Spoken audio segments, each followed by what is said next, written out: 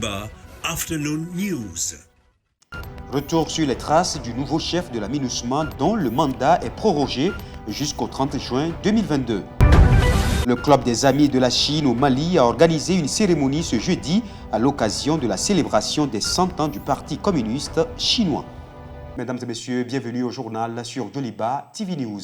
Le mandat du nouveau chef de la MINUSMA est officiellement prorogé mercredi dernier, et cela jusqu'au 30 juin 2022. Qui est le patron de la mission de l'Organisation des Nations Unies au Mali? Quels sont ses défis?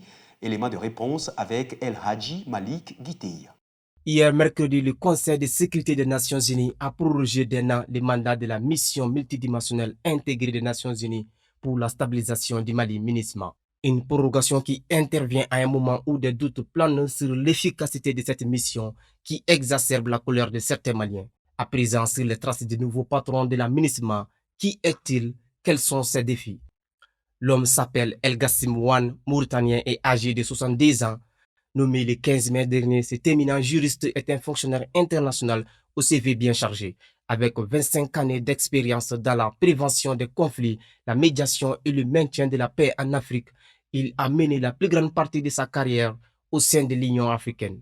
À l'ONU, il a occupé des fonctions de vice-secrétaire général au département des opérations de maintien de la paix entre 2016 et 2017, avant d'être nommé chef de cabinet et conseiller principal du président de la Commission de l'Union africaine, Moussa Faki Mahamat, de 2017 à 2019. Sa nomination est intervenue à un moment où la lutte contre le djihadisme au Mali est en plein processus de réorganisation, avec notamment l'annonce du retrait des forces françaises de Barkhane et le déploiement de la force Takuba qui doit aider les pays du G5 Sahel pour mettre fin aux violences terroristes. La MINUSMA parviendra-t-elle à mettre fin au bourbier malien? La question reste posée. Depuis sa création en 2013, cette mission des Nations Unies peine à réussir à stabiliser le Mali qui continue de subir des attaques répétitives de la part des groupes terroristes. Et des voix s'élèvent déjà et réclament le départ des forces étrangères. Une situation qui pourrait poser problème au nouvel émissaire de l'ONU au Mali. Comme l'annoncions dans les titres, à l'occasion de la célébration des 100 ans du Parti communiste chinois, une cérémonie a été organisée ce jeudi par le Club des Amis de la Chine au Mali CAC. Objectif, faire le point de la coopération entre les deux pays et dégager des perspectives pour l'avenir. Reportage Assanatou Yayakwate, Oumou Makalou et Bakoroba Nyare. 100 ans que le Parti communiste chinois a été créé, un grand événement qui a marqué l'histoire de la nation chinoise. Une occasion pour les amis du Mali de commémorer cette journée et de réfléchir sur des perspectives de coopération. Le Mali et la Chine ont une relation ancienne et cette relation, elle continue toujours de se développer davantage. Grâce aux efforts des hommes et des femmes qui se battent pour la bonne marche. Aujourd'hui, le Mali compte beaucoup sur la Chine par rapport à son développement. Et nous lançons un appel également à la partie chinoise d'accompagner le Mali dans son développement. La représentante de l'ambassade de la République populaire de Chine soutient que les deux pays partagent une profonde amitié. La Chine et le Mali partagent une amitié profonde et dynamique depuis l'établissement de relations diplomatiques entre nos deux pays. Et cette année, on fêtera ensemble le 61e anniversaire de l'établissement de relations sino-maliennes. Et je suis prête à déployer tous les efforts afin d'approfondir les relations sino-maliennes et de renforcer encore plus la coopération gagnant-gagnant entre nous. Il faut noter que le Parti communiste et le peuple chinois œuvrent depuis toujours en faveur de la paix et du développement dans le monde. Le dossier de la rédaction est consacré au marché de la ferraille de Shogunikura. Le marché des ferrailleurs est un vaste espace dédié uniquement à la ferraille et à la transformation. Du tri en passant par le découpage des métaux, c'est un business qui est créé autour de ce secteur porteur pour les jeunes. Visite guidée avec Aruna Salia Koni. Ici, c'est le marché des ferrailles, un bazar à ciel ouvert. Une mini-industrie qui donne une seconde vie aux barres de fer obsolètes pour des industries, des mines, des voitures déposées au cimetière. Nous cherchons les ferrailles du deuxième choix. Peut-être ceux dont l'usine ne peut pas utiliser en temps réel, Voilà, donc on cherche ces ferrailles pour pouvoir utiliser ça. Redonner vie à la ferraille passe par l'étape du découpage, ensuite celle de la transformation. En général, nous découpons d'abord le fer avant de le vendre. Nous transformons l'aluminium en marmite et casserole. Nous fabriquons aussi des pièces de rechange à partir de l'aluminium. D'autres se chargent des épaves de voitures. Lorsqu'on découpe les voitures, nous vendons les pièces en bon état aux garagistes. Les pièces détachées issues de ces voitures font l'affaire de Oumar, mais avec parfois le risque d'aller au commissariat pour des cas éventuels de voitures volées. Je revends les pièces de rechange ici de ces voitures. Les voitures volées constituent des difficultés pour nous. Parfois, on nous convoque à tort au commissariat. La manipulation du fer engendre parfois des blessures. Un infirmier est sur place pour les premiers soins.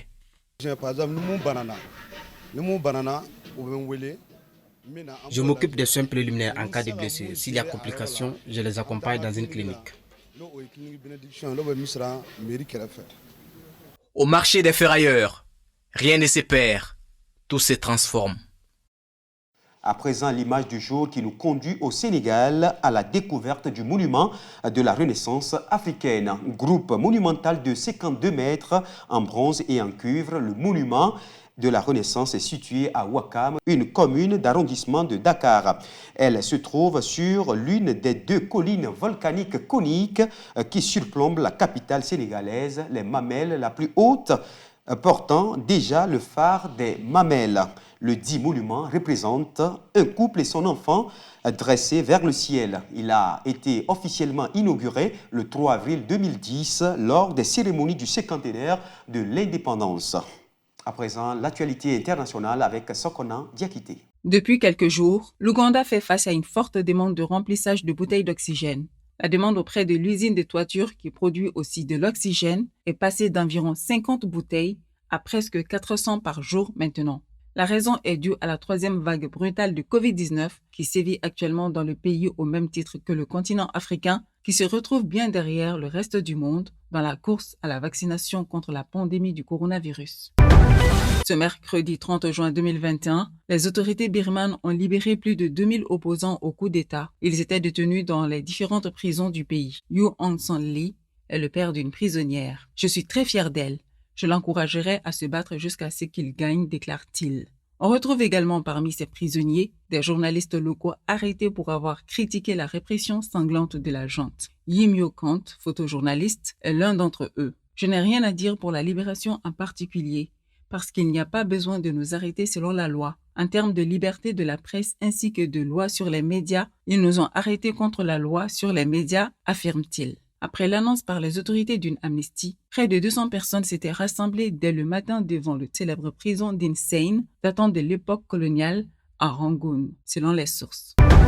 Ce jeudi 1er juillet 2021, la Chine présente son visage des grands jours. Considérant l'occasion, cela peut facilement se comprendre, car il s'agit de la cérémonie de célébration des 100 ans du Parti communiste. Devant des dizaines de milliers de membres du Parti communiste dont ses dignitaires rassemblés place Tiananmen, c'est tout naturellement que Xi Jinping s'est adressé à ses concitoyens à travers un discours. Le président chinois Xi Jinping a déclaré, je cite, « Le Parti communiste chinois et le peuple chinois déclarent solennellement au monde entier, par leur lutte courageuse et ténace, que le peuple chinois s'est levé et que l'époque où la nation chinoise était massacrée et brimée est révolu pour toujours. Le Parti communiste chinois et le peuple chinois déclarent solennellement au monde entier, par leur lutte courageuse et ténace, que la nation chinoise a fait une grande avancée, se levant, gagnant en richesse et en force, avec la réalisation du grand rajeunissement de la nation chinoise, entrant dans un processus historique irréversible. » Fin de citation.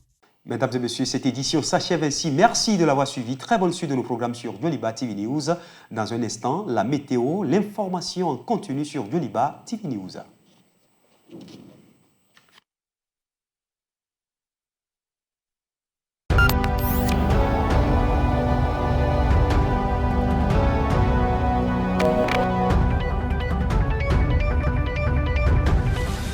Yoliba Afternoon News.